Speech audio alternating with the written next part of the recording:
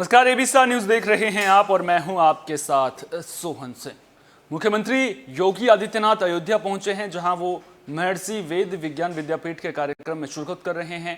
मुख्यमंत्री जनसभा को संबोधित कर रहे हैं। क्या कुछ कह रहे हैं, चलिए सुनते हैं। इस भव्य पूर्णाहुति के साथ संपन्न हुआ है।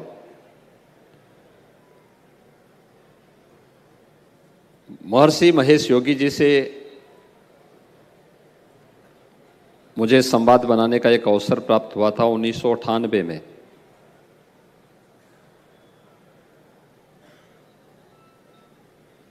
और वास्तव में उन्होंने 1950 और 1960 के दशक के उपरांत भारत और भारतीयता को विश्व पटल के सामने प्रस्तुत करने के लिए जो कार्य किया था वह अद्भुत था और अभिनंदनीय भी, क्योंकि जब दुनिया हमारे बारे में एक बहुत गलत धारणा बनाती थी, भारत के वेदों की परंपरा को, दुनिया के वेद, हम सब जानते हैं कि वेद दुनिया के सबसे प्राचीन ग्रंथ हैं और एक वेद तो दुनिया में इसको हर एक व्यक्ति ने माना है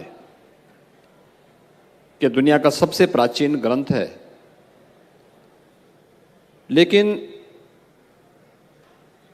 वेदों के बारे में जो दुष्प्रचार दुनिया के अंदर हुआ, लोगों ने जिस प्रकार की गलत तथ्य प्रस्तुत किए, उन सब के बावजूद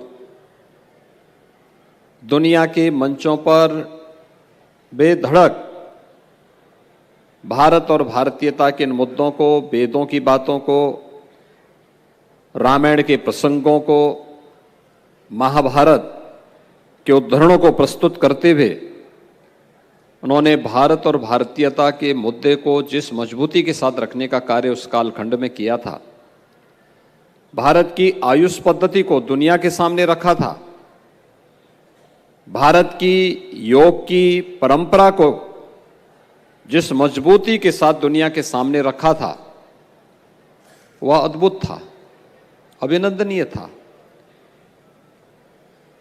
और योग में भी भावातीत ध्यान के मुद्दे को लेकर के विश्व का ध्यान अपनी ओर आकर्षित किया था। उस कालखंड में जब एक सामान्य व्यक्ति के लिए वहां पर पहुंचना बहुत कठिन था, हिमालय के उतंग शिखर से लेकर के सुदूर दक्षिण में केरल तक अलग अलग क्षेत्रों का विस्तृत भ्रमण करने के उपरांत दुनिया के सामने फिर भारत और भारतीयता के मुद्दों को बेधड़क रखना, यह हम सब के लिए उस कालखंड की परिस्थितियों को ध्यान में रख करके, जब सरकार अपने को सेकुलर दिखाने की प्रयास कर रही हो, भारत और भारतीयता से मुंह मोड़ने का प्रयास कर रही हो, तब एक संत विश्व पटल के सामने भारत की बात को पूरी मजबूती से रखने का साहस कर रहा हो, तो यह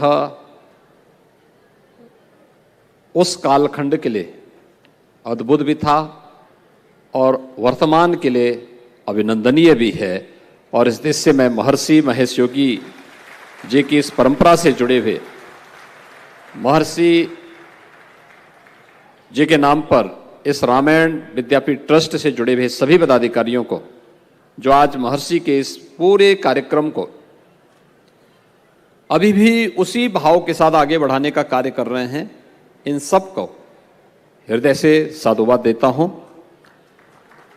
भाइयों बहनों, हम सब जानते हैं अयोध्या सूर्यवंश की राजधानी है और मर्यादा पुरुषोत्तम भगवान श्री राम विष्णु के एक महत्वपूर्ण अवतार भी हैं, जिन्होंने इसी अयोध्या में जन्म लेकर के भारत के अंदर और विश्व मानवता के लिए एक मनुष्य को सम विषम परिस्थितियों में मर्यादा का पालन करते हुए कैसे आचरण करना चाहिए, ये सभी कुछ जिन्होंने स्वयं के मानवीय चरित्र के माध्यम से संपूर्ण मानवता के सामने जिन्होंने एक आदर्श प्रस्तुत किया।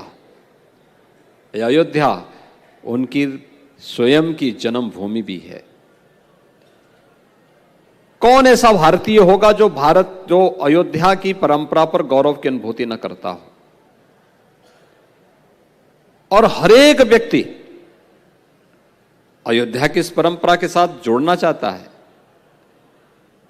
हम देश के अंदर जाते हैं, अलग अलग क्षेत्रों में जाकर के इस बात का मालूम करते हैं। भारत ही नहीं, अब तो दुनिया के अंदर भी हम लोग जाके देखते हैं। आपको याद होगा जब 2017 में हम लोगों ने यहां पर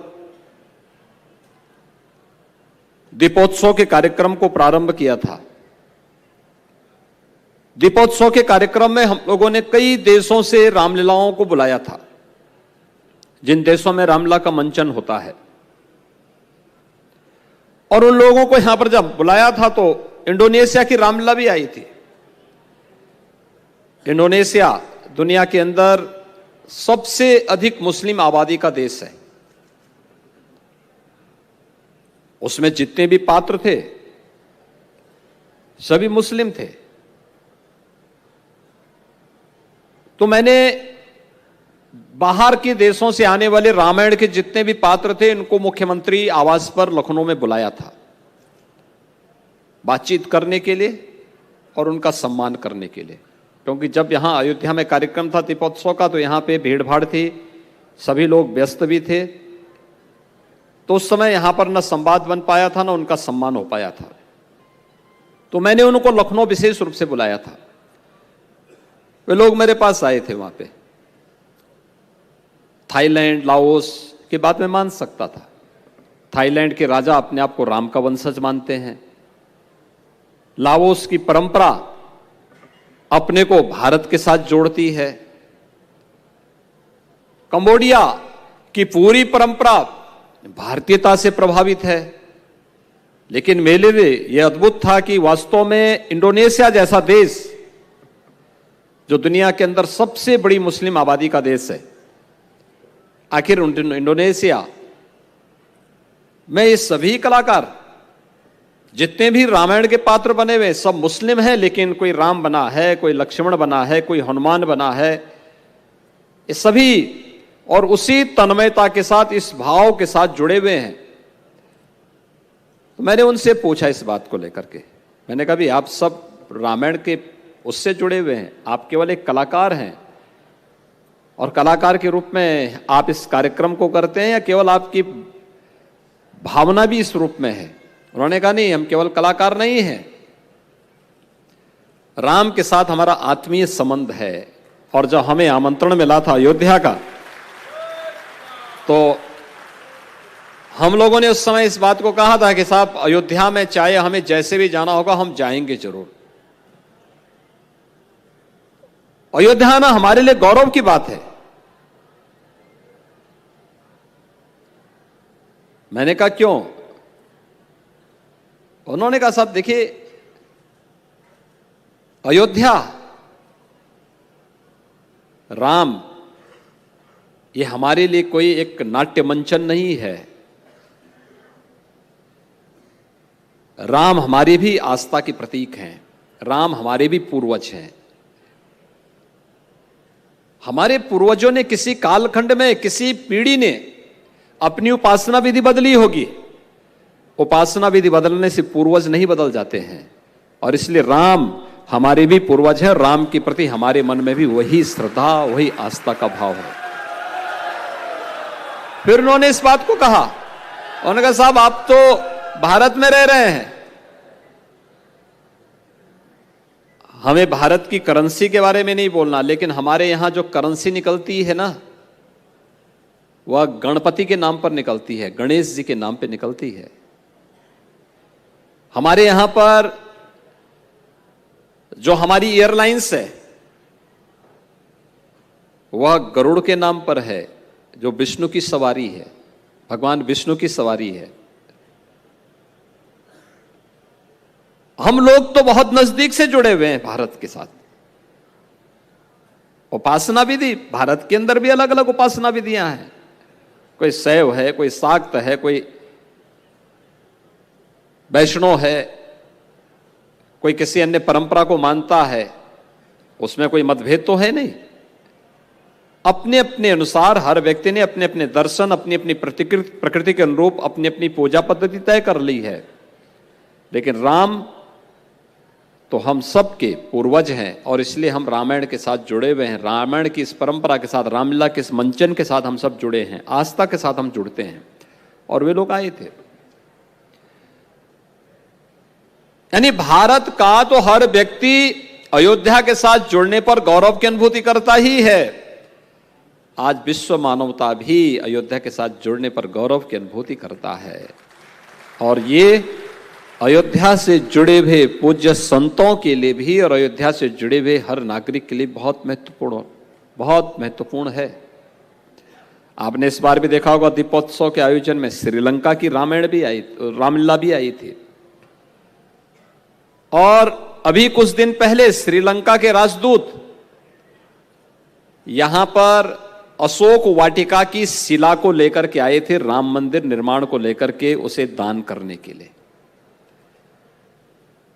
दुनिया आज आपके साथ जुड़ रही है। दुनिया अयोध्या के साथ एक आत्मीय संवाद बना रही है। अयोध्या धर्म के पथ का अनुगामी है।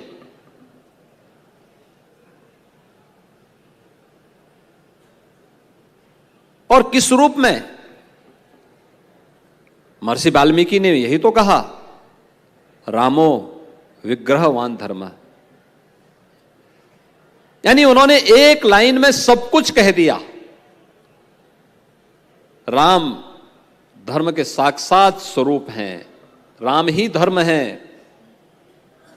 धर्म के जो गुण हैं, धर्म के जो लक्षण हैं, वह अगर किसी एक जगह मिलते हैं तो वे मर्यादा पुरुषोत्तम भगवान श्री राम में मिलते हैं। इसलिए राम और धर्म ये अलग अलग हो ही नहीं सकते, एक दूसरे के पूरक हैं। और इन दोनों में किसी एक के गुण को हम ले लें, किसी एक के लक्षण को ले लें तो मान लें यही धर्म है या यही राम है। और यही तो राम की विशेषता है, यही हमारी सनातन धर्म की भी विशेषता है।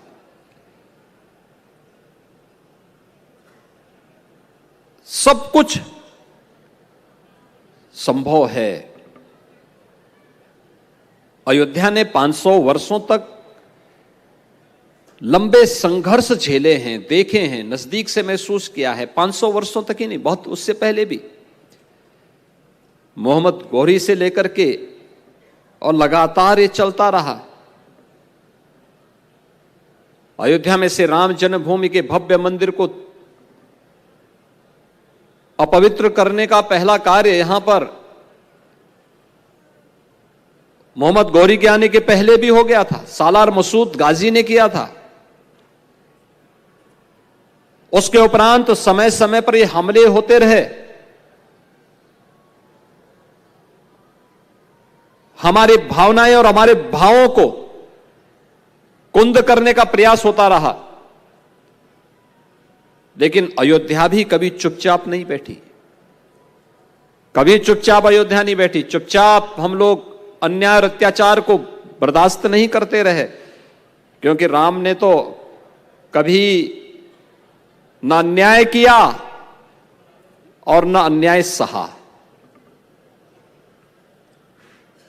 यानी हम अधर्म भी नहीं करेंगे और अधर्म भी नहीं सहेंगे। और यही तो अयोध्या है, जो गलत न करेगी और न करने देगी। जो अत्याचार करते थे उसका मुंहतोड़ जवाब देने के लिए अयोध्या सदैव खड़ी रही। जो अन्याय करते थे उसका मुंहतोड़ जवाब देने के लिए अयोध्या हमेशा खड़ी रही। और जब सभी एक साथ जुड़े, एक मंच मिला, आंदोलन नई ऊंचाइयों को छूता गया, और अद्भुत संजोग बना, प्रधानमंत्री मोदी जी ने 5 अगस्त 2020 को अयोध्या में भगवान राम के भव्य मंदिर के निर्माण का शुभारंभ भी कर दिया है। अब तो किसी को संदेह है ही नहीं, अब तो किसी को संदेह है ही नहीं अयोध्या की कि अयोध्या में राम मंदिर बनेगा कि नहीं बनेगा। मुझे लगता है जिसको स्वयं पे संदेह होगा वही अयोध्या में राम मंदिर निर्माण में भी संदेह करेगा। शेष संदेह की कोई गुंजाइश अब नहीं बची है। और इसलिए भाइयों बहनों, यह एक अद्भुत क्षण है हम सबके सामने कि अयोध्या सूर्य वंश की राजधानी है। भगवान सूर्य की जब उपासना करते हैं, नारायण के रूप में करते हैं, स्वयं विष्णु के रूप में करते हैं, विष्णु की जहां उपासना करते हैं तो इस सृष्टि के पालक के एक सर्वश्रेष्ठ देवता के रूप में करते हैं। और आज तो यहां पर श्री विष्णु सर्व अद्भुत शांति महायज्ञ के साथ जुड़ने का अवसर भी आप सबको प्राप्त हुआ है। महर्षि महेश योगी रामायण विद्यापीठ ट्रस्ट के माध्यम से ये जो कार्यक्रम चल रहे हैं, अनेक कार्यक्रम देश और दुनिया के अंदर चल रहे हैं, उद्देश्य एक ही है, हम अपनी सनातन धर्म को लेकर के दुनिया के सामने जाएं, मानवता के कल्याण का मार्ग प्रशस्त कर सकें। योग के माध्यम से भी लोगों के मन में उस प्रकार का भाव जागृत कर सकें। और ये कार्यक्रम निरंतर आज भी, भले ही महर्षि महेश योगी जी आज हमारे बीच में नहीं, उच्च हिमालय में ज्योतिष पीठ के तत्कालीन जगत गुरु शंकराचार्य पूज्य स्वामी ब्रह्मानंद सरस्वती जी महाराज से योग दीक्षा लेने के उपरांत देश के अंदर अलग अलग क्षेत्रों में भ्रमण करने, वहां पर अलग अलग प्रकृति के संतों के साथ मिलने, संवाद बनाने, उस अनुभव को अपने ज्ञानार्जन का माध्यम बनाने के उपरांत उन्होंने दुनिया के अंदर जिस रूप में अपने अभियान को आगे बढ़ाया था, वो आज भी अनेक देशों में, हमें 1998 में भी इस बात की जानकारी थी कि उस समय 1998 के पहले ही 1990 के दशक के प्रारंभ में जब राम जन्मभूमि का आंदोलन चरम पर था, उस समय हॉलैंड में उन्होंने श्री राम मुद्रा को वहां की सरकार के साथ मिलकर के प्रारंभ करने की कार्रवाई प्रारंभ की थी। और आज तो अयोध्या में भगवान राम का भव्य मंदिर के साथ ही सप्तपुरियों में से एक पुरी के रूप में अयोध्या विकास की अपनी नई ऊंचाइयों को छूता हुआ दिखाई दे रहा है। आज के इस अवसर पर जब हम लोग यहाँ पर उपस्थित हुए हैं, मैं महर्षि रामायण विद्यापीठ ट्रस्ट से जुड़े हुए अपने जितने भी पदाधिकारी हैं, इन सबसे ही कहूँगा कि वह महर्षि महेश योगी जी के द्वारा प्रस्तुत किए गए जो भी भारत और भारतीयता से जुड़े हुए जो भी तथ्य हैं, याद रखना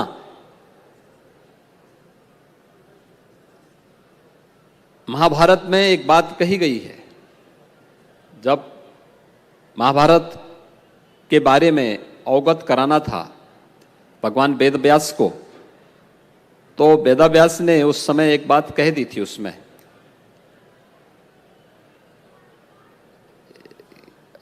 किसी ने पूछा होगा महाभारत के बारे में कि महाभारत जैसा ग्रंथ कैसा है और क्या ये अलग है, क्योंकि उससे पहले वेद थे ही। अलग विषय है, श्रवण परंपरा के साथ जुड़े रहे होंगे। रामायण जैसा महाकाव्य आ चुका था, और सर्वश्रेष्ठ महाकाव्य था अपने समय का, आज भी लौकिक संस्कृत का सर्वश्रेष्ठ महाकाव्य माना जाता है। तो उनसे पूछा गया कि आखिर क्या है इसमें, अद्भुत क्या है? तो उन्होंने एक ही बात की थी, धर्मे अर्थे च कामे च मोक्षे च भरतर्षभ यदि हास्ति त्वदन यत्र यन्ने हास्ते न त्वत्क्वचित। धर्म, अर्थ, काम और मोक्ष जो 4 मानवीय पुरुषार्थ हैं, इनसे जुड़े हुए दुनिया के अंदर जो कुछ भी होगा वह इसमें होगा, इसमें है, और जो इसमें नहीं है वह अन्यत्र कहीं नहीं है। और मुझे लगता है कि महाभारत जैसा महाग्रंथ, वह सब कुछ है उसमें, और उसमें वही सब कुछ है जो भारत के अंदर पहले से मौजूद है, जो हमारे वेदों में है, जो रामायण में है, जो उपनिषदों में है, जो पुराणों में है, वे सब कुछ उसमें निहित है। और मुझे लगता है कि हमने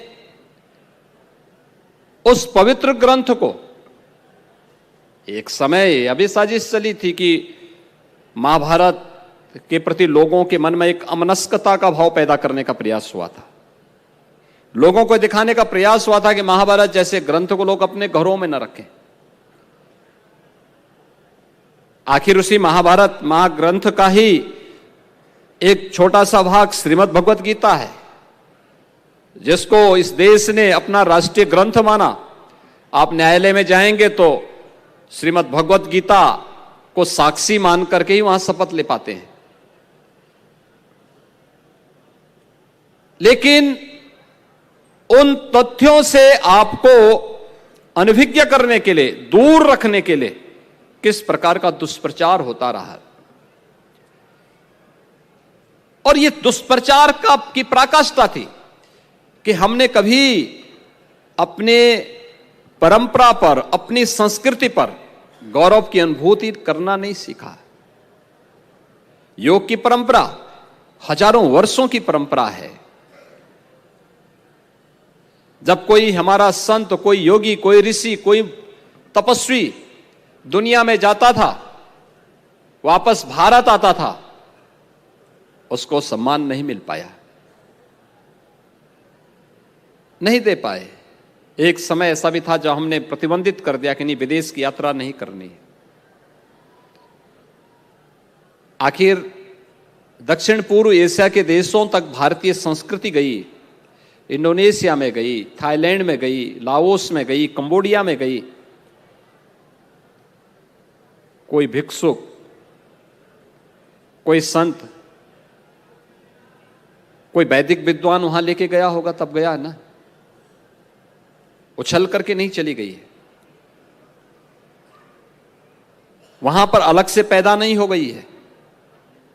लेकिन एक समय ऐसा भी आया जब हमने कहा कि नहीं, कोई बाहर जाएगा हम उसको धर्म से च्युत कर देंगे। जब तक धर्म समय समय पर अपने आप को परिमार्जन नहीं करेगा, ये परिमार्जन की परंपरा हर कालखंड में चलनी चाहिए। समाज को कमजोर करने वाली उन कड़ियों को हमेशा मरम्मत की जानी चाहिए, जो समाज को कमजोर, जिनके कारण समाज कमजोर होता है, राष्ट्र अंततः जिसके माध्यम से कमजोर होता है।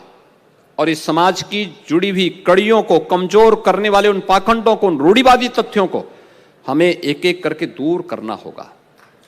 क्योंकि अगर हम इसको दूर नहीं करेंगे, और जब भी ये कड़ियां, तोड़ने वाली कड़ियां, समाज को जोड़ने के बजाय तोड़ने वाली कड़ियां मजबूत होती हैं, हमले हुए हैं, विदेशी हमले हुए हैं, यह देश पराधीन हुआ है, और जब भी जोड़ने वाली कड़ियां मजबूत हुई हैं, हमने अपने वैमनस्यता को, अपने बीच की बुराइयों को, रूढ़िवादियों को दूर किया है, और आपस में एकजुट होकर के हम लोग किसी अभियान के पथिक बने हैं, तो दुनिया की कोई ताकत भारत के सामने टिक नहीं पाई है। आपने पिछले कुछ कालखंड के दौरान देखा होगा, योग, आज दुनिया के 200 से अधिक देश योग की परंपरा के साथ जुड़े हैं। योग तो बहुत पहले से चला आ रहा था। मुझे याद है 2011-12 के आसपास मैं देख रहा था अमेरिका के अंदर एक व्यक्ति ने योग के कुछ आसन को पेटेंट करवा दिया। बड़ा हंगामा संसद में हुआ था। हम लोगों ने स्वयं इस मुद्दे को मैंने उठाया था संसद में कि योग की परंपरा को अमेरिका कैसे पेटेंट करा सकता है। योग तो भारत की सनातन परंपरा का एक पार्ट है, एक उसका हिस्सा है, उससे आप अलग नहीं कर सकते। लेकिन पेटेंट अमेरिका करा रहा था। हल्दी को अमेरिका पेटेंट करा रहा था, जामुन को अमेरिका पेटेंट करा रहा था। जब भारत ने पुरजोर प्रतिरोध किया, वो निरस्त हुआ। प्रधानमंत्री मोदी जी के कारण आज योग 21 जून की तिथि विश्व योग दिवस के रूप में दुनिया के सामने है, क्योंकि भारत का नेतृत्व आज कह रहा है कि योग तो हमारी ऋषि परंपरा का प्रसाद है, भारत की विश्व मानवता के कल्याण के लिए भारत की देन है योग। इसलिए योग को विश्व योग दिवस के रूप में मनाओ। पूरी दुनिया अगर अपना कल्याण चाहती है तो योग दिवस के साथ जुड़ो, और दुनिया आज इसके साथ जुड़ती है। चीन जैसा देश भी योगासन के साथ जुड़ता है। यह है भारतीय संस्कृति को वैश्विक मान्यता मिलना। कुंभ, हमारे संत ऋषि मुनि, ये जितने भी सामने बैठे संत जन हैं, कौन ऐसा संत है जो कुंभ के आयोजन के साथ न जुड़ता हो? महीनों महीनों वहां बैठ करके आराधना करते हैं, स्नान करते हैं, अपनी साधना को और पुष्ट करते हैं। कुंभ, इससे पहले हमने नियति मान लिया था गंदगी को, अव्यवस्था को, अराजकता को, अव्यवस्था को। कुंभ न केवल भारत के अंदर स्वच्छता, सुरक्षा और सुव्यवस्था का एक उच्च मानक प्रस्तुत करेगा, प्रयागराज कुंभ ने वह करके दिखाया। और यही नहीं, यूनेस्को ने भी इसको विश्व की अमूर्त सांस्कृतिक धरोहर के रूप में मान्यता दी। हजारों वर्षों के बाद 2019 में यह मान्यता मिलती है। यह मान्यता मिलना इस बात को प्रस्तुत करता है कि जब भारत का कोई मजबूत नेतृत्व मजबूती के साथ विश्व पटल पर अपनी बात को दमदार तरीके से रखता है, तो भारत की बात को मानने के लिए सभी संस्थाओं को और सभी संगठनों को मजबूर होना पड़ता है। जब हम स्वयं ही अपने को एक्सीडेंटल मान लेंगे तो स्वाभाविक रूप से सब एक्सीडेंट के शिकार होते जाएंगे। और भाइयों बहनों, यही होता रहा है। आज के इस अवसर पर यहां पर महर्षि रामायण विद्यापीठ ट्रस्ट के द्वारा जो आयोजन किया गया है, मैं इससे जुड़े हुए सभी पदाधिकारियों को हृदय से इसके लिए साधुवाद देता हूं। महर्षि महेश योगी जी के उन विचारों को, उन सभी कार्यक्रमों को इस संस्थान, चाहे वह वैदिक ज्ञान का हो, रामायण की परंपरा का हो, जन जन तक पहुंचाने का कार्य करेगा। इस अभियान के साथ सरकार उनको भरपूर सहयोग करेगी। विश्वविद्यालय निर्माण की सभी औपचारिकताओं को, जो भी शासन ने उसके लिए मानक तय किए हैं, जो भी संस्था उन मानकों को पूरा करेगी, सरकार समयबद्ध तरीके से उनको सभी प्रकार की सहूलियतें भी देगी और हर प्रकार का समर्थन भी देगी। इस विश्वास के साथ मैं आज के इस कार्यक्रम के अवसर पर इस पूरे ट्रस्ट के प्रति, पूरे अयोध्या वासियों के प्रति, आप सभी के प्रति हृदय से अपनी शुभकामनाएं देते हुए सभी पूज्य संतों का हृदय से अभिनंदन करता हूं। धन्यवाद। जय जय श्री राम। बहुत बहुत आभार आदरणीय मुख्यमंत्री जी। आप लोग शांति का दान दें। मैं श्री अजय प्रकाश श्रीवास्तव जी, राहुल जी से अनुरोध करूंगा कि माननीय मुख्यमंत्री जी, सुधांशु जी, मंचासीन सभी अतिथियों को लेकर यज्ञ प्रसाद के लिए प्रस्थान करें, और संत जन के लिए हमारे लोग लगे हैं वो लेके जाएंगे। बाकी लोगों के लिए